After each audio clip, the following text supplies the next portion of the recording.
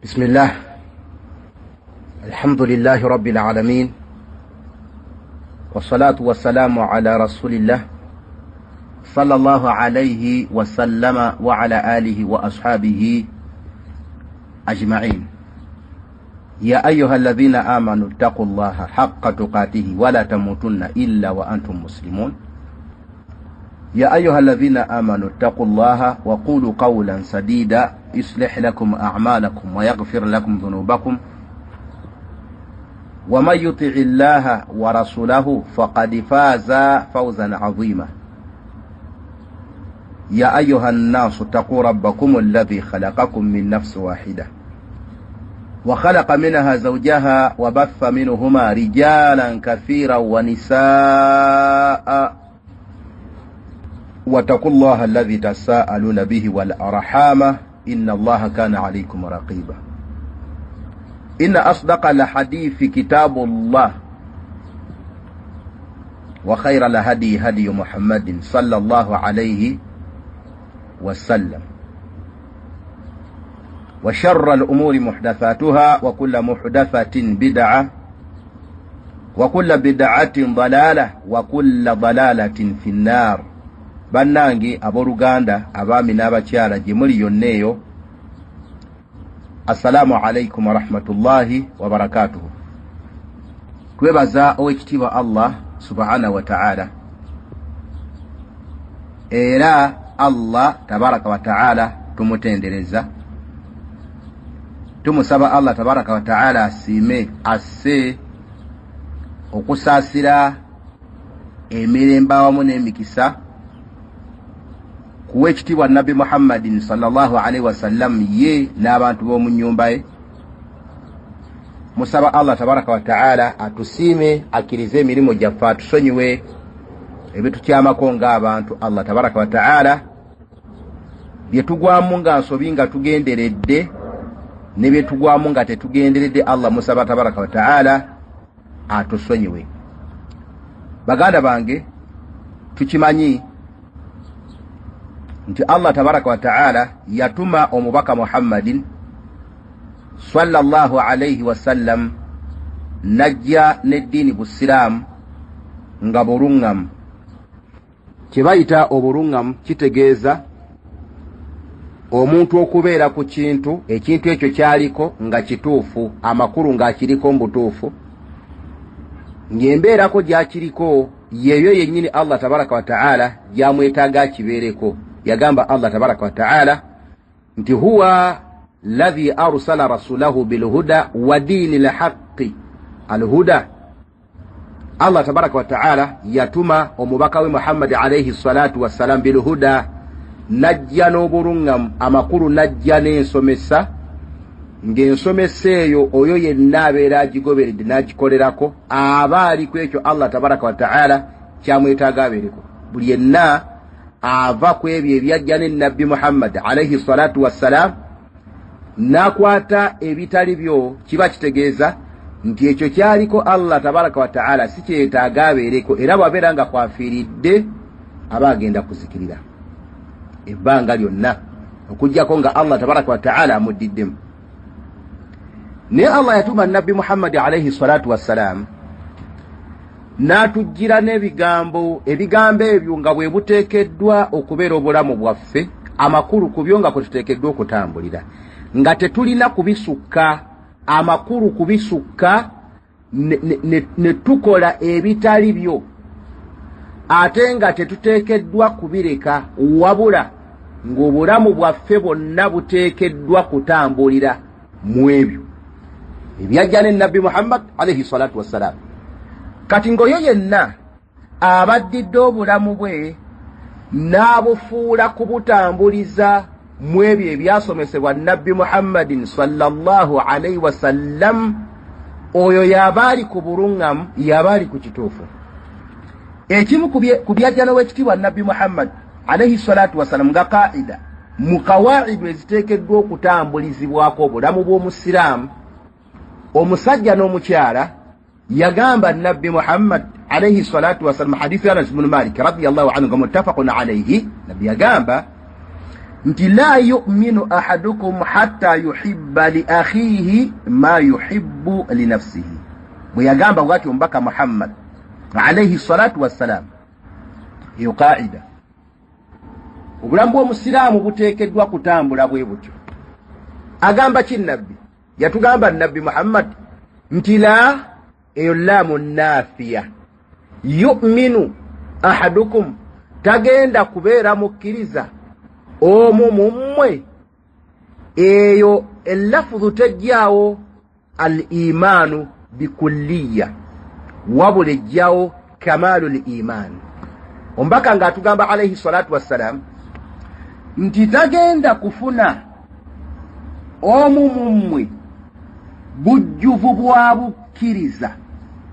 Asobola okuba nga obukkiriza bwina, naye tasobola kufuna omu mummwe bujjuvu bwa bukkiriza. Ekyo kitegeeza hatta yuhibba li akhihi, okutuusa lwayagaliza muganda we. Omuganda wo nabbi ategeeza ki alayhi salatu wassalam? Nabbi ategeezaamu ukhuwatul imaniya, oluganda olw'obukkiriza. Kubanga oluganda lwawulwamu, waliwo oluganda olw'omusaayi, waliwo oluganda olw'obuko, wakadhalika n'oluganda olw'enzikiriza. Kakati eno hadith n'endala eziringanga eyo, nabbi yali ategeezaamu oluganda lwa bukkiriza, nga nabbi atugamba nti tagenda kufuna omu mummwe bujjuvu bwa bukkiriza hatta yuhibba li akhihi, okutuusa lwayagaliza muganda we omusiraamu ma yuhibbu li nafsihi, ekyo naye kyeyagaliza. Eyo qaida mu kawaidu eziteekeddwa okutambulizibwako obulamu bw'abasiraamu, bateekeddwa kubeera bwe batyo, nga buli kintu kyonna Allah kyamuwadde tabaraka wa ta'ala akyagaliza ne muganda we omusiraamu atakirina abeere ng'akifuna. Bwe kiba nga Allah tabaraka wa ta'ala alina ekyengera kyamuwadde, akyagaliza ne muganda we omusiraamu gundi abeere ng'akifuna. Eyo qaida. Oyo yenna Allah tabaraka wa ta'ala bw'abeera asaasidde n'abeera nga bw'atyo bw'ali, kiba kitegeeza nti afunye kamalul iman, obujjuvu bw'obukkiriza, obukkiriza bwe buba bujjudde. Bw'atyo omusiraamu bw'ateekeddwa okuwangaala. Ekyo kye kimu ku byayamba basahaba ba nabbi Muhammad ridwanullahi alayhim ma'a qillati adadihim, wamu n'okubanga ennamba yaabwe yali ntono, nga si be basajja abali awo abatiisa, naye ekimu ku byabayamba okukuuma obusiraamu ne babunywereza ddala, ne babugowako buli muntu yenna eyali badde ayagala okubulumbagana, bo bennyini beeyagalizanga obulungi, tebeeyinwangako nsaalwa. Kiyagamba Allah mu Qur'an, wayu'thiruna ala anfusihim walau kana bihim khasasa, beerekerezanga kabadde ayina n'akakwata n'akawa muganda we omusiraamu, newakubadde nga abadde akayinako obwetaavu, akaagaliza muganda we omusiraamu, kyabayamba. Kati omuntu yenna ayagala okutambuza obulamu bwe nga butambulira wansi wa bujjuvu bwa bukkiriza, omutima gwe guteekwa okuba nga gulimu okwagaliza omusiraamu muganda we, ekyo kyawuliranga kyayagala. Ekyenyume kyekyo bwe kiba ng'olina ekibi kyonna ky'oteetaaga kutuukako, oteekeddwa okubeera nga tokyagaliza kutuuka ku muganda wo musiraamu, kasita Allah akusaasira tabaraka wa ta'ala, n'obeera nga bw'otyo bw'owangadde, muganda wange oba ofunye obujjuvu bw'obukkiriza. Bw'atyo byagamba nabbi Muhammad alayhi salatu wassalam. Hadithi eyo etulaga nti omukkiriza bw'atyo bw'ateekeddwa okuwangaala, ateekwa okuba ebbanga lyonna ng'ayagaliza muganda we omusiraamu okubeera nga naye afuna ekirungi nga ye kyalina. Yatugamba nabbi Muhammad sallallahu alayhi wasallam hadithi endala ya Anas bin Malik, yagamba nti unsur akhaka zaliman au mazluman. Bw'atyo byagamba nabbi Muhammad sallallahu alayhi wasallam, yagamba nti unsur, eyo fi'ilu amri, yagamba nti taasa akhaka, muganda we. Era wano Nabbi Muhammad alayhi salatu wassalam yali ategeezaamu luganda lwa bukkiriza. Ekigambo an-nasr kitegeeza okusisinkana omuntu ng'ayina ekintu ekimulemeredde, tasobola kukyetakkuluzaako n'omuyamba n'okimuggyako. Kubeera kumutaasa. Kati Nabbi atugamba alayhi salatu wassalam nti taasanga muganda wo omusiraamu, mutaasenga zaliman, si nsonga ye yali azaamaanyizza. Kitegeeza ki ekigambo ekyo? Ekigambo kino mbaka kyakulembeza alayhi salatu wassalam kwali kutulaga nti omusiraamu takkirizibwa kulekulira muganda we musiraamu n'atamutaasa n'amuleka mu bbanga okutuusanga ne bw'abeeranga omusiraamu yali azaamaanyizza n'amusisinkana ng'alina ekikolwa kyakoze nga kya buli azaamaanyi, tamulekulira, amutaase olw'oluganda lw'obukkiriza. Okutaasa kulimu engeri. Muntu osobola okutaasa omuntu n'ekigambo, oba osobola okutaasa omuntu n'okumugumya n'omuzaamu amaanyi, nga bw'olaba Nabbi Muhammad alayhi salatu wassalam yayitanga ku maka ga Yasir mu kibuga Makka. Obusiraamu bwali bukyali bunafu nnyo, abasiraamu nga banyigirizibwa, ennamba yali ntono, abasiraamu nga babonyaabonyezebwa. Oyo sahabi gwe bayita Yasir ne mukyala we Sumayya radiyallahu anhuma be bamu ku bantu abattirwa mu Makka, babatoola obusiraamu. Tewaaliwo kutaasa kwali kusoboka kutaasa basiraamu mu mbeera y'ebigambo wadde ebikolwa, okuggyako okutaasa okwalinga mu busobozi bwa Nabbi Muhammad alayhi salatu wassalam kwalinga kubagumya na kubanyweza. Nabbi bwe yayitangako nga babonyaabozebwa yabaga saburan ya ahla Yasir inna maw'idakum aljanna, gumiikirize amanga abantu ba Yasiri mukitegeere nti endagaano yammwe jjana. Okwo kubataasa, ne banywera, ne baddamu amaanyi, ne bagumiikiriza, ne basobola okufanga basiraamu. Eyo nawu min anwa'i nasr. Amakulu nti senga osanga omusiraamu ng'embeera emukaluubiridde, giriziddwa. Kale bwe kiba nga tosobola kuboggolera muli azaamaanya nti owange omusajja muveeko, waakiri mugumye, mugambe ye ekigambo ekimuzaamu amaanyi. Era nga bwe kigambibwa nti ekimukutaasa kibwalibwa nti kutaasa, omuntu senga olaba omusiraamu anyigiriziddwa nga toyinza wadde okwatula ekigambo ekimutaasa, kale muteeke mu dduwa. Kati Nabbi Muhammad alayhi salatu wassalam okutugamba nti taasa muganda wo omusiraamu n'akulembeza ekigambo zaliman wadde nga yali azaamaanyizza, kwali kutulaga nti omusiraamu takkirizibwa kuleka muganda we musiraamu mbuzibu. Ne bwe kibeera nga omusiraamu ono yali azaamaanyizza, tokkirizibwa kumulekulira. N'agamba nti aw mazuluman, obanga omusiraamu ali azaamaanyiziddwa, beera nga omutaasa, tomulekulira. Eyo kaida mu kawaidu eziteekeddwa okutambulirwako abasiraamu. Kiina okumanyika nti abasiraamu ebbanga lyonna bawangaalira mu kutaasagana. Tosanga musiraamu ng'ali mbuzibu n'omuleka n'otamutaasa. Oyinza omutaasa n'omuteeka mu dduwa, oyinza omutaasa n'okumugambako ekigambo ekimugumya, oyinza okumutaasa n'okuboggolera muli azaamaanyizza.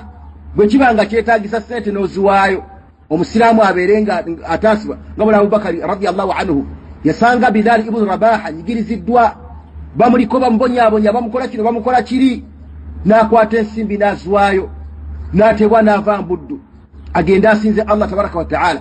Ogwo muteeko miteeko gy'okusinza. Eyo kaida abasiraamu kwe muteekeddwa okutambulira, nti omusiraamu takkirizibwa kuleka musiraamu munne ng'ali azaamaanyiziddwa n'atamufaako. Waakiri oyogera ekigambo ekimunyweza, waakiri omuteeka mu dduwa, waakiri oyogera ku oyo amuli azaamaanyizza.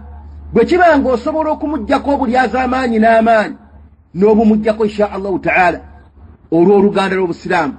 Agamba Anas bin Malik radiyallahu anhu ti omubaka bw'agamba alayhi salatu wassalam nti mutaase muganda wo musiraamu ali azaamaanyizza oba ali azaamaanyiziddwa.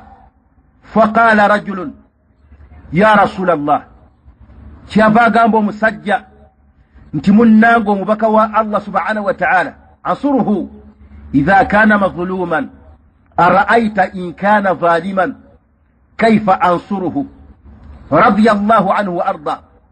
Yabuuza ekibuuzo kyali kyamagezi yagamba nti ya Rasulallah mutaasi ng'ali azaamaanyiziddwa, mutaasa bwe kiba ng'ali azaamaanyiziddwa, amakulu ekyo mu magezi g'omuntu nga kijja kye bayita okutaasa omuntu ali azaamaanyiziddwa kwe kumusisinkana ng'ateereddwako buli azaamaanyi n'obumuggyako. ansuruhu idha kana mazluman, mutaasa bwe kiba ng'ali azaamaanyiziddwa. ara'aita, njagala ombuulire ow'ekitiibwa Nabbi Muhammad alayhi salatu wassalam, in kana zaliman, bwe kiba ng'omusajja ono omusiraamu yali azaamaanyizza, kaifa ansuruhu, nsobola kumutaasa ntya? N'amugamba ow'ekitiibwa Nabbi Muhammad, tahajjuzuhu au tamna'uhu min adh-dhulmi fa inna dhalika nasruhu. Yagamba alayhi salatu wassalam nti omuziiza oba omugaana min adh-dhulmi, okulyazaamaanya, fa inna dhalika nasruhu, ekyo eky'okumugaana okulyazaamaanya kuba kumutaasa. Amakulu omusiraamu wali mu kitundu ayina ebikolwa byakolanga bya bulyazaamaanyi, asobola okubeera ng'abikola nga tamanyi nti akola bulyazaamaanyi. Kale oba amanyi naye ng'omutima gukyalimu obugonvu ku sayidi eyo, muziize nti munnanga okola ekikolwa ekikyamu si kya busiraamu, ekyo buli lw'okikola obeera omutaasizza.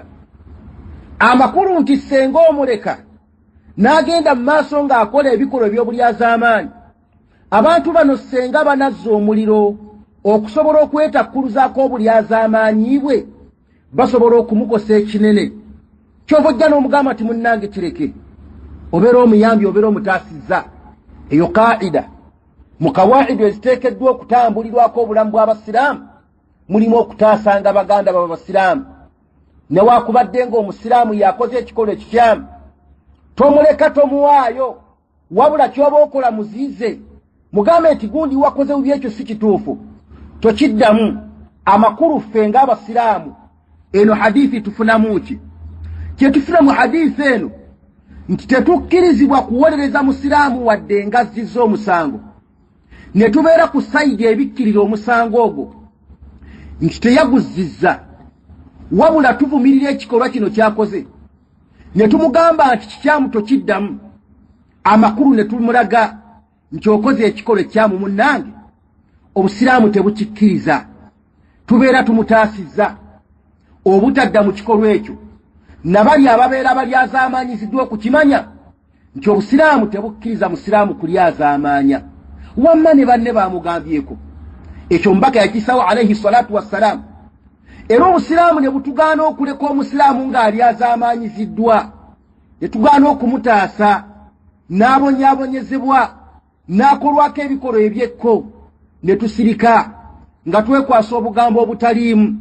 Ezimu kawaidu okuteekeddwa okutambulirwa obulamu bw'abasiraamu ebbanga lyonna, bataasa baganda baabwe abasiraamu tebabalikulira, olw'ensonga nti ekyo kye kirimu omukisa mu maaso ga Allah tabaraka wa ta'ala, era kye kisiimwa.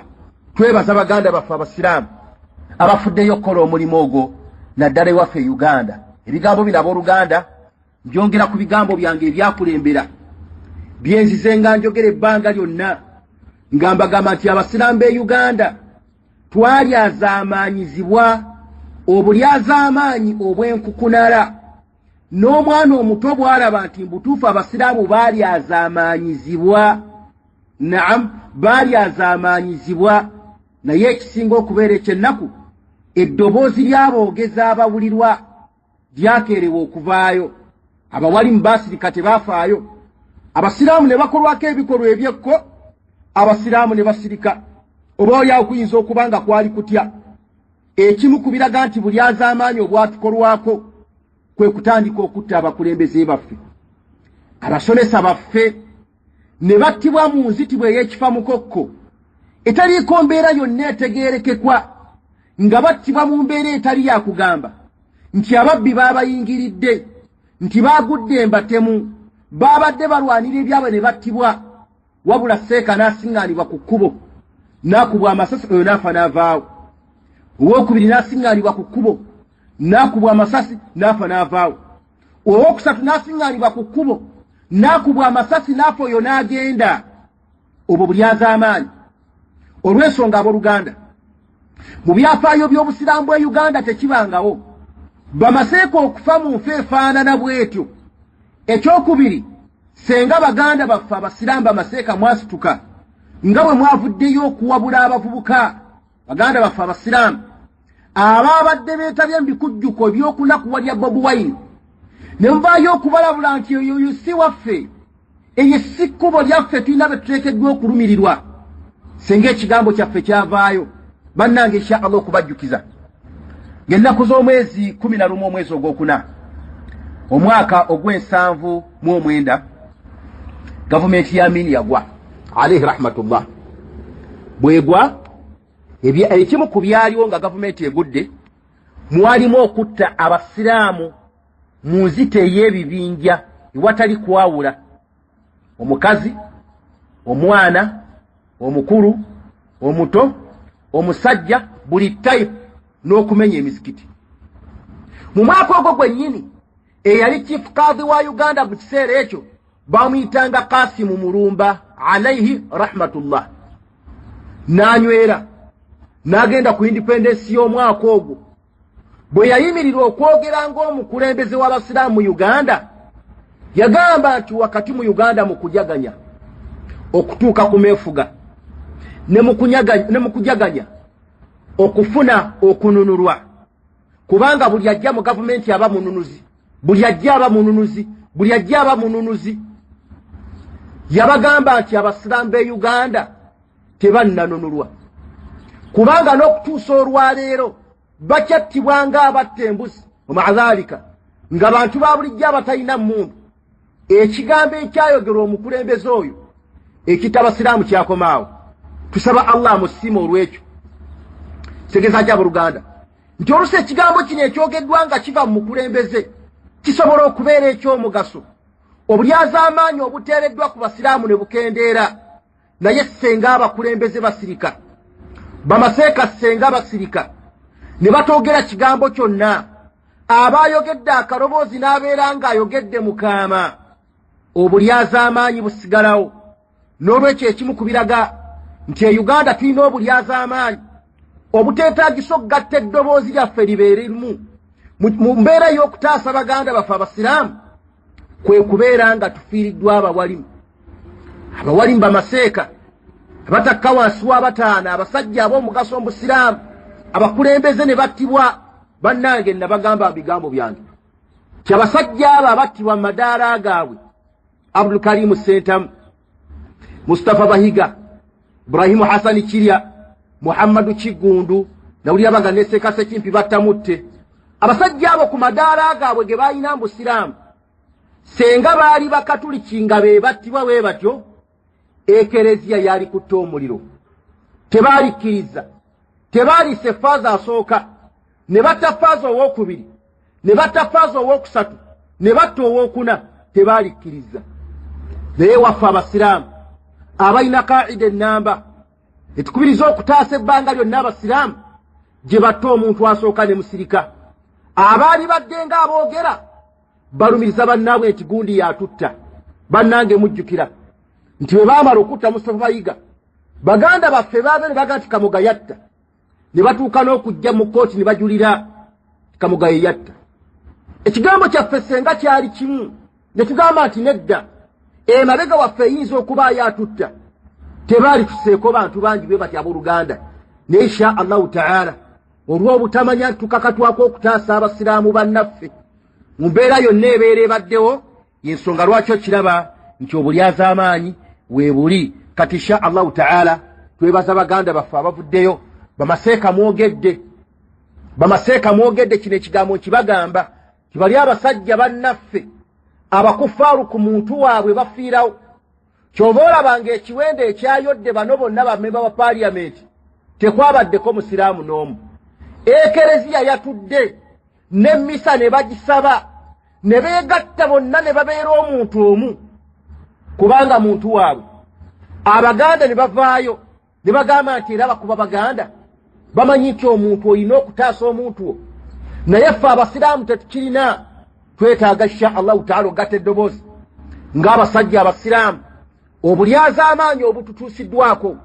Bakwata Seeka Kamoga ne bagamba nti Kamoga watta Bahiga, Murtada watta Bahiga, Siraje Kawoya watta Bahiga, Fahadi watta Bahiga, Gundi watta Bahiga. Ne bajja mu kooti. Bwe bajja mu kooti obujulizi bubula, naye omulamuzi agamba nti wadde ng'obujulizi obulaga nti mwatta bwabula, wabula mwayogera ebigambo ebyaviirako omugenzi okuttibwa. Teyannyonnyola baayogera ki, lwaki akikola bw'atyo, lwaki asituuka okusiba baganda baffe omusango gwe batazze ogutaliiwo, ogutaliiko bujulizi, kubanga akimanyi nti ate abasiraamu bagenda kukola ki. Era olwo n'abasiba nga bagenda nga beekalakaasa nga bakabamu awo nga biggwa nga bakola birala. Ne mutamanya abooluganda, kaida bw'eri ebalagira okutaasa muganda mu omusiraamu ne bw'abeera nga yali azaamaanyizza mu mutaase. Bwe kiba nga nnabbi akugambye okumutaasa nga ali azaamaanyizza, ate bwe kiri kitya bw'aba nga yali azaamaanyiziddwa. Tulina bannamwandu abali awo tebamanyi babba baabwe gye bali. Abasiraamu bajjudde mu makomera, abasiraamu bajjudde mu makomera. Bwe batta Kaweesi wano, abasiraamu baayoola makumi na makumi ne batuuka n'okuyoola abaana abato ne bateeka mu makomera. Lwaki? Kubanga bakimanyi nti abasiraamu kyoyagala kyobakola tebalina kibasobola kukola wadde okwogera. Babaseeka bajja kudda wabbali batye. Bw'anaaba awaana ajja okwogera abawalimu abajja okusooka omutiisa kiza maseeka bennyini, munnange ojja kuleeta ebizibu. Ekyo si kizibu. Okujja ne batta Kaweesi ne bayoola abasiraamu ne bagala, ekyo si kizibu. Lwekyo abooluganda, omubaka alayhi salatu wassalaamu okutukubiriza okutaasa baganda baffe abasiraamu yali atulaga nti omusiraamu tokkirizibwa kuleka musiraamu ng'ali mbuzibu. Kibi. Nabagamba baganda bange nti ekisa emu nabbi gyanyumya nga Sheikh Albani alayhi rahmatullah yagiyitamu n'agisinkana nga ntuufu, yagamba Nabbi Muhammad nti mirembe egyo egyedda waliyo omusajja yajja n'afa. Bwe yafa n'aziikibwa. Bwe yaziikibwa, Allah subhanahu wa ta'ala alagira nti omusajja oyo akuba emigo 100. Omusajja n'atwala akabanga ng'asaba, bannange bansonyiwe, nsonyiibwe, nsonyiibwe, nsonyiibwe. Oluvannyuma ng'asabidde akabanga, nabbi yagamba alayhi salatu wassalam nti Allah n'alagira akubeyo sawuta, akubeyo omuggo gumu. Ne bamukuba omuggo gumu. Olw'obungi bwagwo Kabuli yonna n'ebumbujja n'ekwata omuliro. Bwe yakwata omuliro, eragirwa ezikizibwa. Oluvannyuma omusajja abuuza nti kiki enkinkubizza? Addibwamu nti okubiddwa lwa nsonga 2. Ensonga esooka, wasaalako esswala nga toyina wuzu. Kati amasala ga Sheikh Albani ku nsonga eyo ye yagajja mu kigambo ekyo kye yali yeetaaga n'awa hukumu yiye, saagadde kuyingirayo eyo. N'agambibwa ekyokubiri, tuwayita ku muntu ali azaamaanyiziddwa n'ogaana okumutaasa, kyekikubiza omugogo. Kitegeeza nti omuntu okulaba omuntu ng'ali azaamaanyiziddwa n'otamutaasa ng'olina obusobozi, jaliima. Jaliima kiba kyonoono ky'obeera okoze ekisobola okukuviirako okubonerezebwa. Lwekyo abasiraamu mwogerenga, abawalimu mwogerenga wakati mu kuta abantu abazzi b'emisango. Naam, ne babata abavunaaniddwa emisango eminene, ne bateebwa ne bafuluma ne bagenda olw'okubanga bannayuganda, ne baddira abasiraamu ne bagaana okubata, naye ate ng'emisango gye gimu. Kabonero akalaga nti obulyazaamaanyi weebuli. Obulyazaamaanyi weebuli. Bavunaanye omuntu obuyeekera. Mu kkomera tamaze wadde ennaku 2 bamutadde. Bavunaanye Yahya obuyeekera, baganye okumuta. Ono musiraamu, ono si musiraamu. Ekiseera kitusaba oluganda okubategeeza baganda bange abasiraamu nti mu Uganda kati mulimu amateeka ga mirundi 2 ku muntu senga azizza omusango. waliwo amateeka agalamula atali musiraamu ago ge mawandiike nti ye bw'abeera nga azzizza omusango gatunuulirwa ne gagobererwa bw'asaba bbeera emuweebwa n'ebiringa ng'ebyo ne wabaawo amateeka agatali mawandiike nga go gakola ku musiraamu bw'aba nga azzizza omusango ne bw'asaba bbeera temuweebwa omusiraamu ye yekka asobola okuvunaanwa omusango ne gumusinga nga tegwamuwaabirwa wabula omulamuzi n'agufumbira mu ntebe mwatudde n'aguteeka ku musiraamu ne gumusinga n'amusiba emyaka gy'agadde kiri ku musiraamu yekka nolwekyo insha allahu taala booluganda twetaaga eddoboozi ly'abawalimu okuvaayo mutegeeze abantu be mukulembera okuva ku muzikiti ogwa wansi ku kyalo eyo mutegeeze abasiraamu nti e Uganda tuli mmomboze Uganda tuli mmomboze twetaaga okugatta eddoboozi lyaffe libeerenga wamu bw'abawo omusiraamu ali azaamanyiziddwa okusinga abawalimu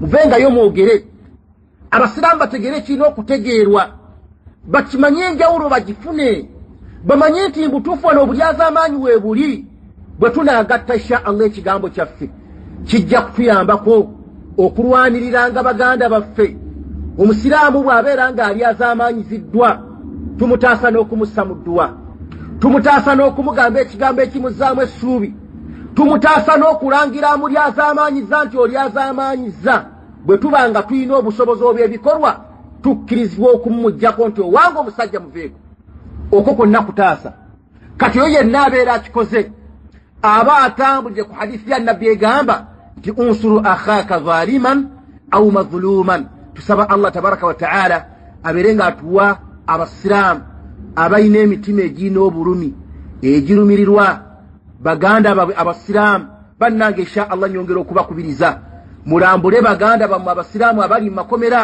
makomera mangi ag'e Uganda gajjudde abasiraamu bajjudde Ruzira, abasiraamu bajjudde Ekigo, abasiraamu bajjudde Ekirinnya n'amakomera agasigadde basiraamu mubalambule muyambe ku bantu baabwe abakyala weebali abakyala abasiraamu abaali b'ebika ebikaaya babijjadda ku mitwe bagende banoonyeza abaana ak'okulya bali omwo mu kibuga mukazi watalina kyakola akayumba ali mukapangise abaana balina okulya abaana balina okusoma enniqaabu n'agijjako ekikaaya n'akijjako asobole okunoonyako okulya k'abaana mubayambeko bw'ofuna omutwalo n'osanga omukyalo oyo muyambeko wakadhalika n'abaana mubalambule baana babaganda bammwe abasiraamu temubaleka temwekwasa nsonga mutali eyo embeera nze nabagamba twagigumira twakkiriza nti eno gavumenti yajja kubonyaabonya abasiraamu tujja kusigala nga tuli mu kubonaabona okutuusa allah lwaleeta gavumenti erimanya nti abasiraamu b'e Uganda nabo bannayuganda